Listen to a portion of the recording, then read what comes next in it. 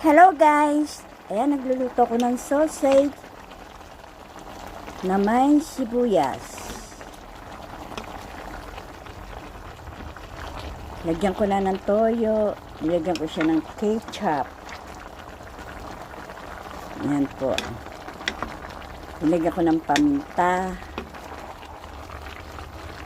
My new recipe. Sibuyas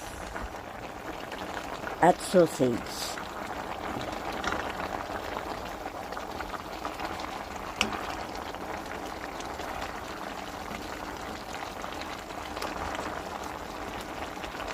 Ang recipe ko ngayon. Lagay natin sa ilalim ng sibuyas para lumambot.